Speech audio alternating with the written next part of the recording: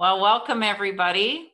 And I think we have, after this, 2 more sessions left, right? Yeah, so we're winding down. However, so today I just want to welcome you again, and that you make a promise to yourself to take care of yourself. And if you need some extra support, to reach out. Anita is still available, and so is hospice.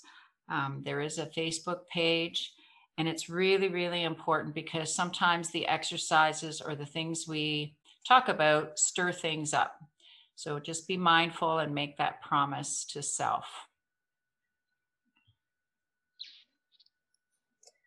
And did you want me to go ahead, Alka? And Sure. Yep. If you want to. Oh, okay. I just wasn't sure because you paused if you wanted me to go ahead now, or do you have more to say? And well, we if you want to, one of the things is, of course, Hospice Muskoka, and Anita's working there, is they do have a lot of workshops. So I wondered if you wanted to pass those resources on. You can do that now if you like, for sure. Oh, okay, sure. So as Alka mentioned, Hospice Muskoka is offering peer-led grief groups. So they're led by volunteers of Hospice Muskoka, and they're generally 8 weeks long, 2 hours a week. And sometimes they're sort of specific to the type of loss you've experienced, or they're just open to anybody's losses. And if that's something you might be interested in, you could contact Michelle DeConning at Hospice Muskoka, and she could tell you more about the groups that are upcoming and are being offered and how to find out about them in the future. So, yeah. Yeah, thank you. And there are lots of handouts for today. Some of them are for later, if you want to do some processing, and of course for resources for sure. So they're prompts to help with that. And if you want to, you may want to get your markers handy. And I know we sent a last handout out, but that was a little bit on purpose. So if you do get a chance to print it, that would be great. But if you don't, that's okay. I'm hoping that we have time for 2 mindful exercises. Good. So there's one printed off. Okay. So, and also I have posted the link for that handout as well in the chat. I reposted it. Right. And I'm hoping everyone's comfortable with the chat, because there's one little exercise that I thought would be easier that we could share through the chat. It's a little bit spontaneous. So, and then I'll just let Nathan read them out instead of, trying to maneuver the mechanics of unmuting and making sure it's okay. Right? Absolutely. And to tail on that, actually, then for everybody involved, if you're going to be messaging in the chat, just pay attention in the to section, because you can actually send it just to the panelists, and so we see it, but not the other attendees. But you can also make it so that all panelists and attendees see the messages that you're sending, and that's if you want everybody else to be able to join in the conversation and see the comments that you're making as well. So that might be helpful for this particular instance. Right. So, okay. And if you've got questions, we can always review it. So, and one of the things, while we did mention about the grief groups, is, the volunteers are trained. So not everybody knows that. So they've had lots of training. The other thing too is, a grief group doesn't mean you just go and sit together and cry. So a lot of people think that's what it's about, or just to be sad, and it's not. It's really about processing and resources.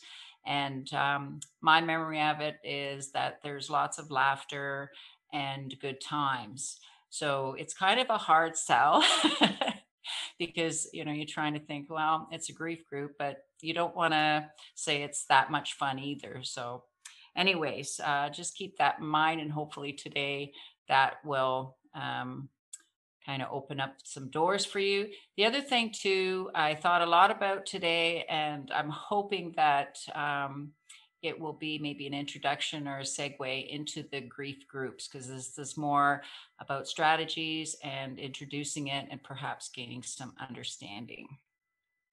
So grief, of course, shows up in so many ways. And the reason that we brought it up in this workshop is there's a lot of grief, I think, happening in our culture, our society, our communities. And it could be, yes, is it absolutely a loss? It can be a catastrophic loss, of course, as in the life of losing somebody.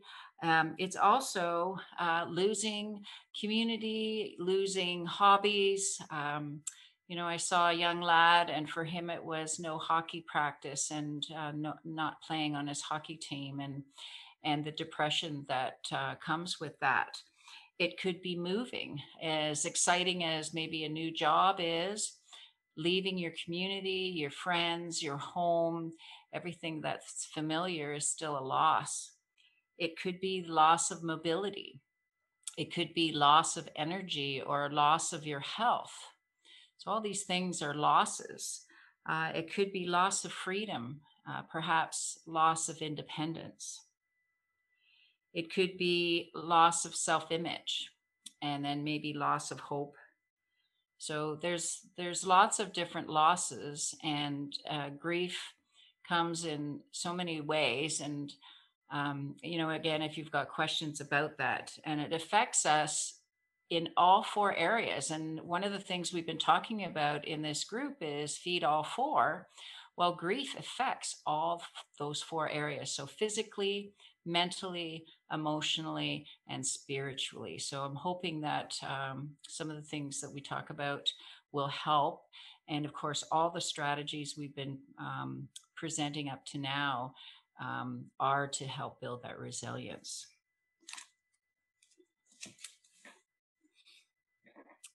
So today, what I'm hoping to do is talk about how to live with grief, and talk a little bit about our spiritual post.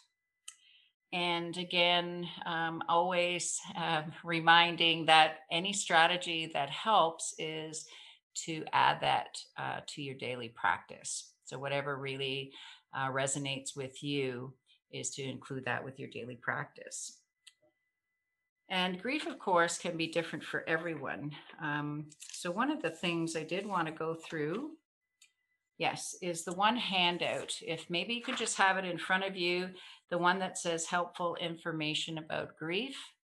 And I'm not going to read it, but I think it's worthwhile addressing. And again, just know that Hospice Muskoka gives, they're saying an 8-week course. These courses are much more in depth. So this sheet is not to replace that. It's only an introduction. If some of these things resonate with you, and today, like I said, if you feel like you want to explore things further, is certainly reach out, because the resources are here, and we do have some really great resources. And also, Hospice Muskoka has a phenomenal library. And I don't know, Anita, can you say a little bit about the library?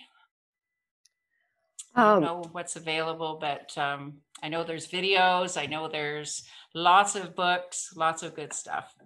Yeah, there's lots of resources in the library, but unfortunately at the moment it's not accessible because of COVID restrictions. So, Okay. But normally under normal circumstances, yes, there's lots of different books on grief for children, grief for parents, grief for family members, just, and then other types of books around loss and, just whatever probably you can think of. And they're always updating the library. So that's definitely something that normally people can have access to through Hospice Muskoka. Yeah. And again, you could, if you had any questions, I'm not sure if there's any way of still accessing those materials, but you could certainly talk to Michelle at hospice. Yeah. Right. And it is very extensive. So I know you have a great resource there. And so grief can be very complicated. And it gets complicated, especially when it's something unexpected, perhaps with unresolved issues, or if there's trauma around that. So it can get complicated. And grief is not something that we resolve or get over. It's something we learn to live with. And so again, if there's something that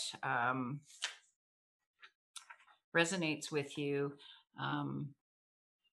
please pursue that. So with the handout, I hope everybody has it in front of you.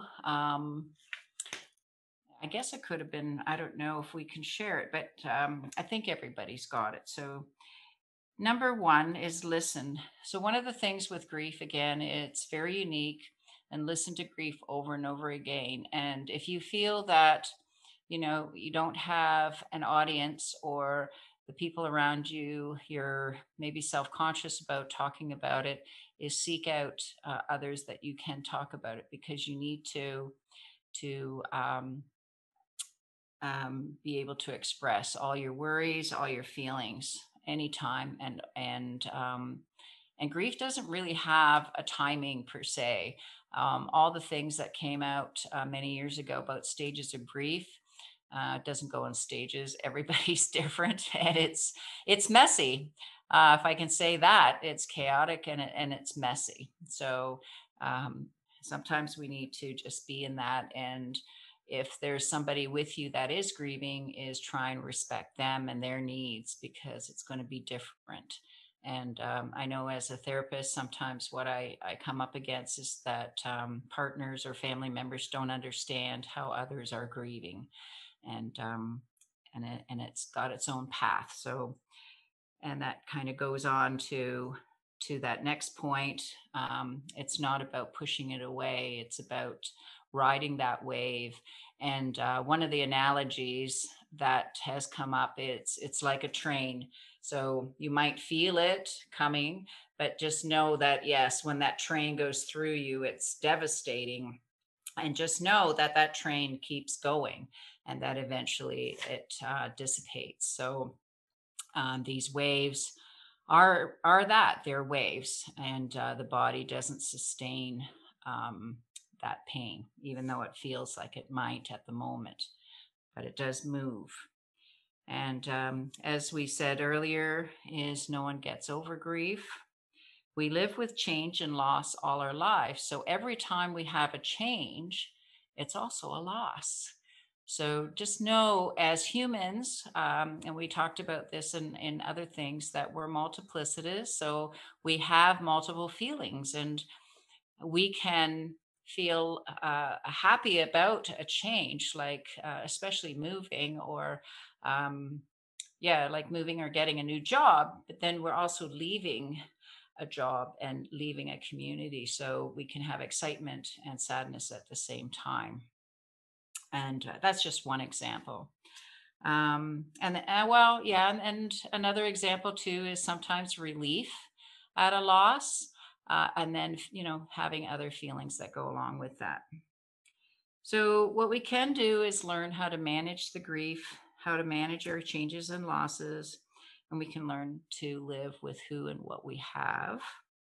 And there is actually strength and joy in that, in being present. And then, of course, the last 2 points is be yourself, be honest with yourself and others, and take really good care of yourself. So that's just a little handout on grief. I just want to take a little pause there, because that's a lot. Don't know if anybody wants to add to that, or if they've got a question. Like I said, we're not getting really, really deep into it, but I certainly, if something's niggling, or we're good, Nathan? I think you can carry on. Yeah, nothing Okay.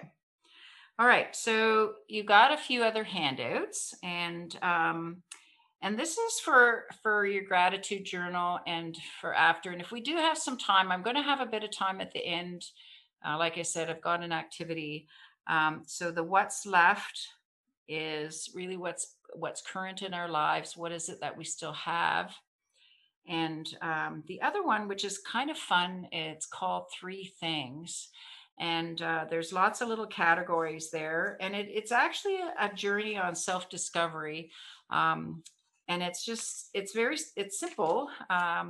Three things you like, three things you don't like, three things you worry about, and on and on. So just have some fun with that, I hope. And then the one that I thought would be fun with the chat is the laugh list. And it's important to have a laugh list. And I'll tell you a little story is that many, many years ago, now I don't even know how long ago it was, someone said, what do you do for fun? How do you have fun? And that took me about 6 months to answer. Nathan's laughing. It's true. This is a true story. When they asked me, I just didn't even know. And then it did come to mind that I wasn't laughing very much. And I realized I needed to teach myself how to laugh. So one of the things I did was I actually bought some comic books and of some of my favorite comics. And I would read them at night before I went to bed until I laughed. And it took me sometimes 20 minutes before I thought anything was funny. So we can teach ourselves to laugh. And then, of course, the laugh list is about that too. And that's how that started to evolve is, what are some things that make me laugh? And you can see, of course, anyone that knows me knows that I have adult children and I'm not tickling them anymore. So this list was made when they were little.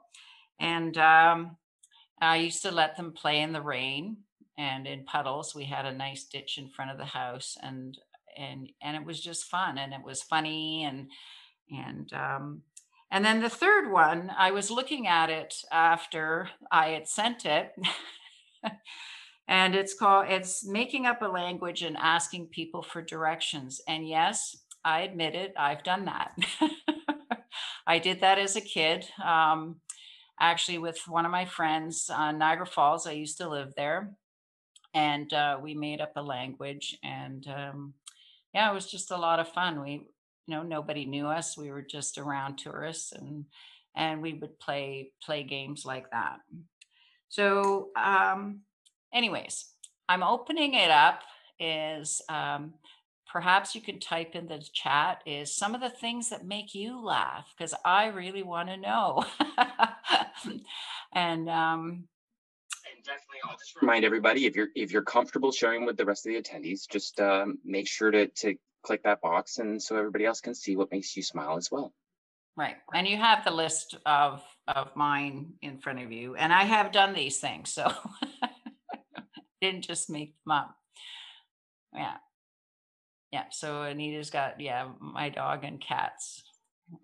Personally, my dog, I always buy her these like dollar store squeaky toys that make a lot of noise, and she gets excited, and mostly when I'm trying to watch a quiet TV show, but it always makes me laugh, right? She's smiling, I'm smiling. Yeah. The other day I was doing telephone counseling, and I heard this kind of crazy sound in the background. And then all of a sudden my client started laughing, and I said, "What's that noise?" And she said, "Oh, my dog got a new squeaky toy." And it was really loud. So people watching, fun. And someone said, I read hearing a baby laugh. Nice. Tobogganing. Oh yeah. Animal videos, great. So they're important to add to your list, right? So you can see there's lots of blank there. And oh, Red Skeleton, right? Yeah. Can we still get cartoons, by the way? Do we still get to watch things like Bugs Bunny and Roadrunner? Oh, Mr. Bean. Yeah, I'm sure that they televise them, but see, I have cut the cable. So on Netflix and stuff is all you can, there's just specifically kids cartoons, and there is lots of old ones too. So I hop on there and watch some of those sometimes. Nice. Nice. So lots of fun things, right? Newspaper cartoons. You know what? That's like one of my favorites.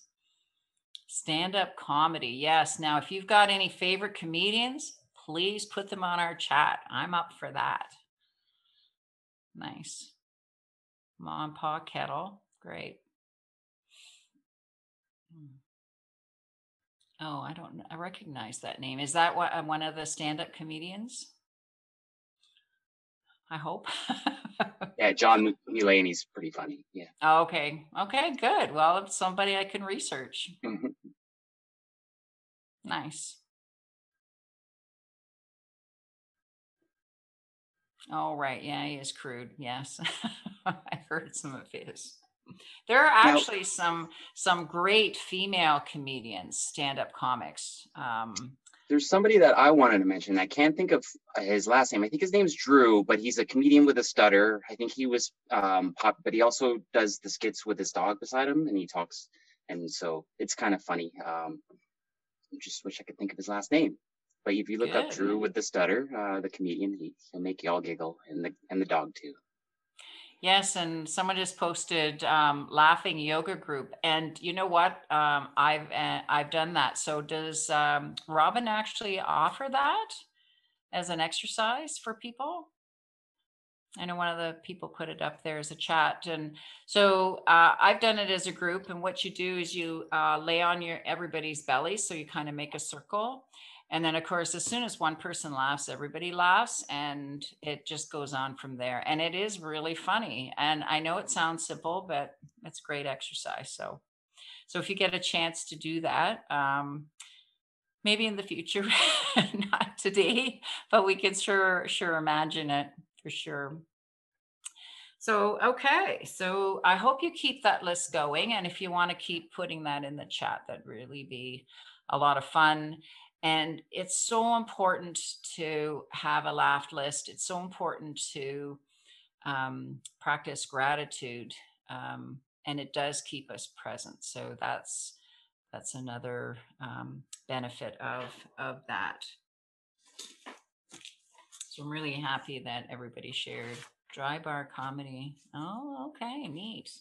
Well, I'm hoping well, Nathan, you keep track of these, right? Good. I do get the list of them at the end of the session. So maybe what we can do is tally them all up, and we'll get them into the Facebook group or something like that. Great. Okay. So Drew Lynch, it came up. Yeah, because it's kind of fun, because I it's good for me too, right? And I can't write them all down all the time. Okay, so another thing that has come up, and what I've noticed with people coming in, is if someone didn't have a spiritual post, that would create anxiety. And I know, so it's important. So I'm not talking about religion, it's what a spiritual post is for you. And again, it's part of Feed All Four, part of the spirituality. And it's one of the ones that's very much ignored a lot in our society, which is unfortunate. And it is something that's not just our community directly, probably more North American for sure. And so we need to have our spiritual post. And so how do you do that? And what does that mean? So a spiritual post is something you can hang on to. It's something that you can believe in and have value in. And one of the things is that grief and loss are going to come. If they haven't, they will. And so the question now is how do we support ourselves? How do we feed ourselves? How do we find our spiritual post? So there's a few suggestions, and I'm going to go slow. And again, if you've got questions, or Anita, Nathan, if you want to add to that, please do. So one of the things to do is to take time and reflection.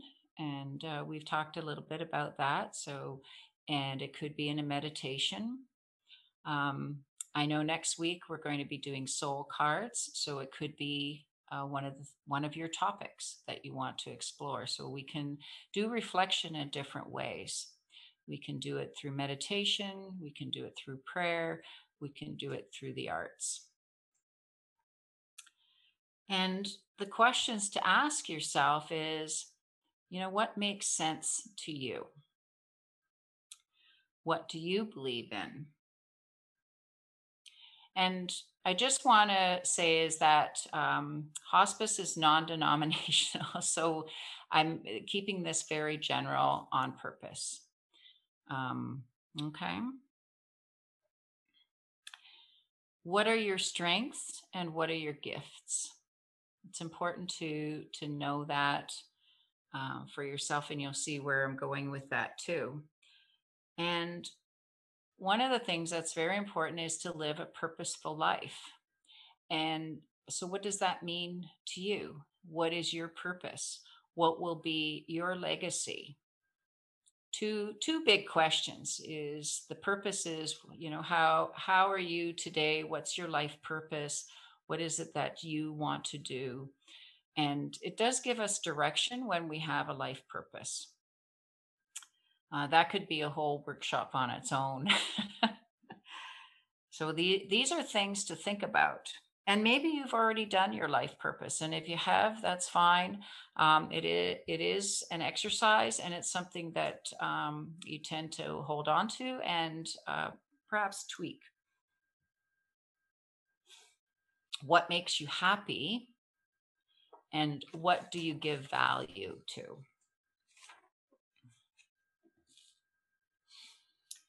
How can you love yourself more? So whether that's self-care, how can you love yourself more? How do you love your life more?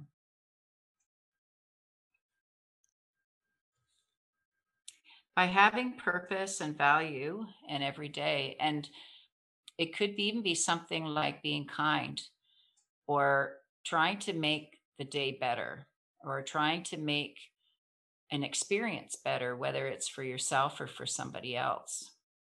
That can be your purpose. That adds value for sure. How can you enhance someone's day? And yeah, I was thinking right away to our pets. Okay. I digress. I was having other thoughts about my own dog and how pampered he is. And I know that you all have, well, I know the panelists, we all have animals that we adore. So thinking about some of these things can help us solidify our spiritual post, or what spirituality is for us. And I just wanted to take a pause here before the exercise. Is there anybody want to add to that, or a question? I just wanted to add that I don't think in regards to animals, it's really a digression or digression, because and I might be a little biased here, but I think it's interesting that because animals are so unconditional in what they give and exude, and how much they usually adore their person, and they just are, and I often feel like they bring a certain spiritual quality to their presence. So yeah, I just thought I'd add that I actually kind of equate animals with sort of a spiritual quality. Yeah. for me, and that equation to me is actually that they are always present. And so sometimes that just brings me to that level of just right here, right now. It's not the past and it's not the future. It's just this moment, right? So Yeah, they're yeah. great at that. Yeah, I totally agree. Like that's such a good point, Nathan, because it's the same. Like if I'm too wrapped up in my head, I can, just spend some time with my animals, and then, just even paying attention to them brings me to the present because they are always present. So yeah, it's a perfect point. Absolutely. Thank you. Okay, so I have 2 tasks and in mind, and I thought I would present them together. And because I actually, as I was putting this workshop together, was trying to think of which could be first, which could be second. And really, it doesn't really matter. I think what is important is they're 2 very different tasks, and I would like you to try both of them. However, you can choose which one you do first. So one may inspire the other.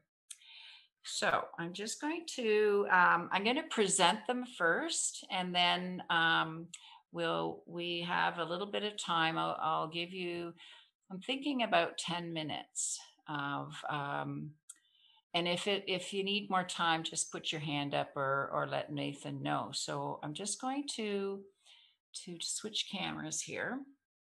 So this one, which came, whoops, there we go. I have 2 cameras, so it's like which direction. It's a body feeling, and it's a really good exercise. It looks kind of simple. However, it's something that I'd like you to consider is where do you feel things in your body? Where do you feel the feelings? And this chart is only a beginning chart. So if your favorite color is blue, you may want to change the legend. So there's no right or wrong in that. And you can also add colors. Yeah, and I'm just trying to think. I had someone add some colors one time. It was really fun. So if there are other feelings that you want to express, definitely add the colors for sure. And I just have the one blank there. So there's that. The other one is I would like to invite you to write a haiku. So that's a short little poem. And the reason I chose the haiku is, and so it's 5 syllables, 7 syllables, and 5 syllables.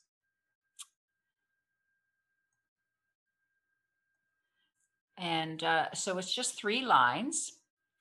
And I thought I'm going to give you a topic.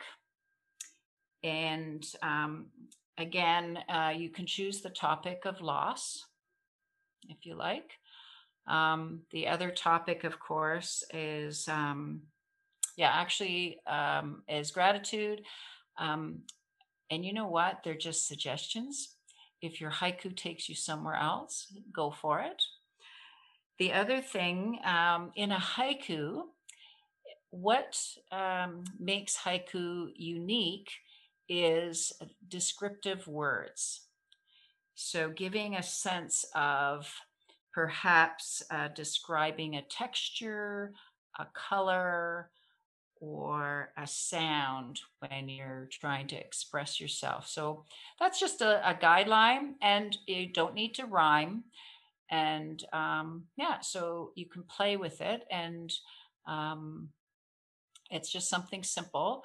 And if you like, you can certainly, we can share them after if you like. Again, you don't have to. Any questions?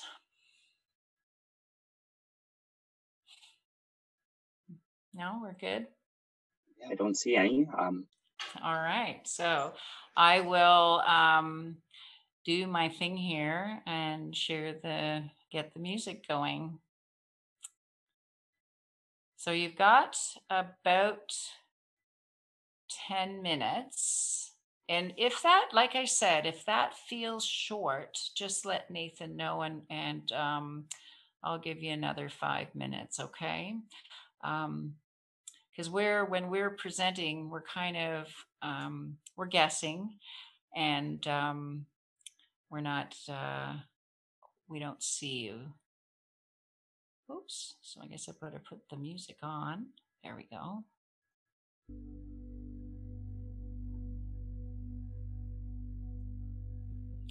Okay. And of course, I'll do the exercise with you.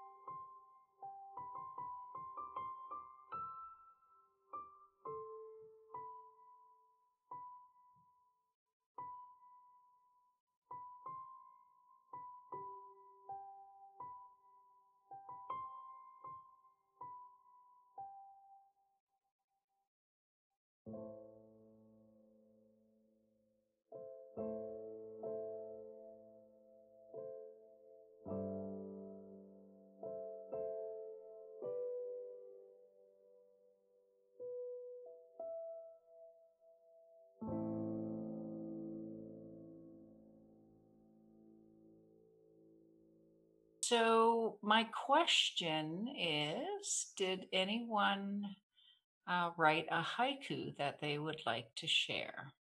Can I read it out loud? Oh, maybe Nathan, you read it. The chat left. Yep. Sure. I'll read it. Okay. So, rain is pouring down into a deep, dark, dank hole, and it cannot stop. Can you read it a second time?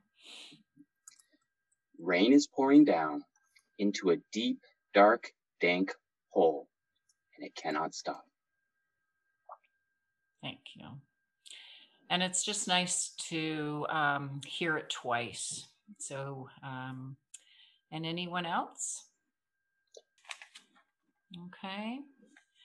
And maybe we read it if you're okay with that.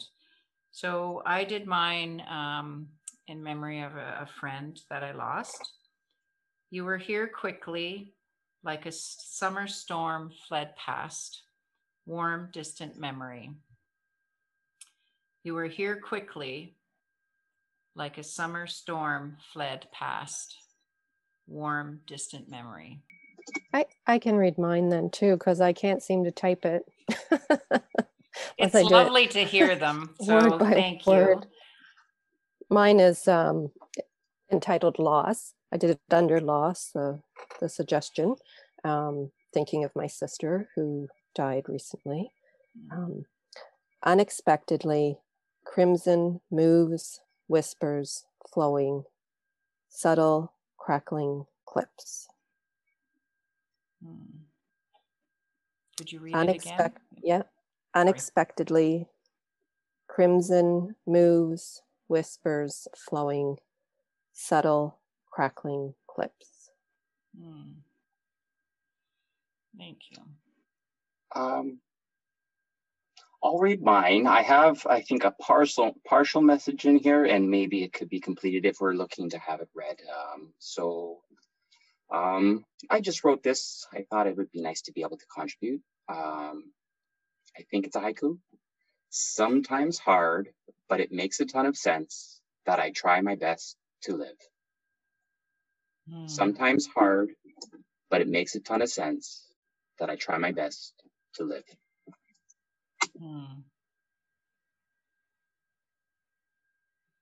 Thank you. Okay, so head instead of heart. Take a moment to push, pause, breathe, heart instead of heart. Heart instead of head, I think. Let me read it again. Head instead of heart. Take a moment to push, pause, breathe, heart instead of head. Yes. Thank you. Thank you. One thing with haikus is they're a launch, and because they are short, it invites us to be succinct, and also it's not such a big task, right? And even if we wrote one line, it'd be fine. It's great. So I hope that there's some ideas for spiritual post, for how to manage grief, how their tasks, how to move through this. So next week we're kind of taking the next couple sessions and building, as we said at the beginning. Next week is going to be soul cards. So they are on 5x8 pieces of paper. And the reason that has a specific size is there is if you want to say, a movement of soul card makers all over the world. And that is the size that they use. And the idea is obviously, if we're just making 1 or 2 cards, that's fine. However, if it's something that interests you, you can take courses or workshops, or even make more soul cards for yourself. And it's lovely because you end up eventually making a deck of cards. So I've been doing this for years, and then we're going to have some exercises to go along with that. Though in preparation is what you might want to do. And I've got a few topics here. We could have time to do 3 cards. However, again, it's only a suggestion. If you manage to only make 1 card, it's fine. What you might want to do through the week. So the topics I had were, one was grief, one was hope, another one was strength. You can take different topics. It's fine. There's no right or wrong in any of this, of course. What you may want to do is choose your 3 topics. And then you want to, I just want to make sure it's not shining, is make a background. So you can find things in a magazine. This, I hope you can see, the stone wall. This one is a flight of birds. This one's probably a little more traditional. So those are backgrounds. And I'm just going to, and then what we're going to do is collage. So if you want to already start gathering with those topics in mind, is just gathering images. If you want to, you don't have to, but because we will give some time for images or cutting out things. So you want to have your magazines, your glue sticks, perhaps something to cut on, and a ruler. I actually took a workshop, I guess it was already a couple months ago. It was through Zoom, and this one was on community. So I want to make sure there you can see it. So I know I found this. It was just too fun. So thinking about, so the background you can see was all this wheat. So that was the whole background that I started with. And then of course, found these little images, and it doesn't really matter how you put them together. I just do want to show you one more. This one is about being nurtured. So there's no right or wrong, but perhaps it'll give you some ideas of, so it's a little bit different than the collaging that we did in our journals. However, I think it's worthwhile doing, obviously. So any questions about that? So we will have time. What I'm going to do is we'll present the idea. I'm going to do a little bit of a centering meditation, so it'll be short. And then, so I'm thinking probably we're going to have 20 minutes at least to work on it. So that's still not a lot of time. However, I will be demonstrating as well, and just really showing you how I build the cards, and hopefully you'll enjoy the exercise. And then we're going to do some journaling, some questioning and exploring of the images. So I'll just leave you kind of with that as a bit of a teaser. And do soul cards only have pics, or do they have words as well? You know what? You can put words on, I suppose. I think it's just personal. I'm trying to think if I have any with words. I do have one that this one doesn't quite have words on it, but I think you can see it's got clocks and things. So you know what? I don't think there's a rule. So and again, even the size, the only reason I said 5 8 is because if you wanted to make soul cards or take workshops that were actually soul card workshops, they use that size. So it's just something that you want to have consistent for your deck if you ever want to do more of those. And they are kind of fun.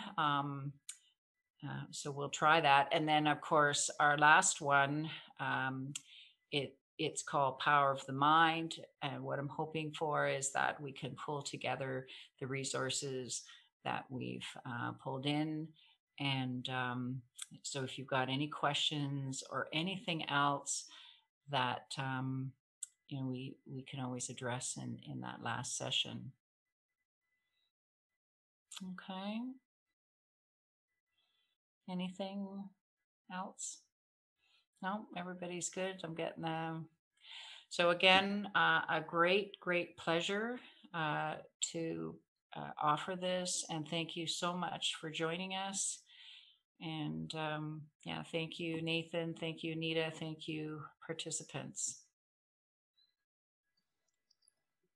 Bye for now. Be well. Yes. Okay, bye. Have a good week. Have a great night. Yes, a great night and great week. Thank you.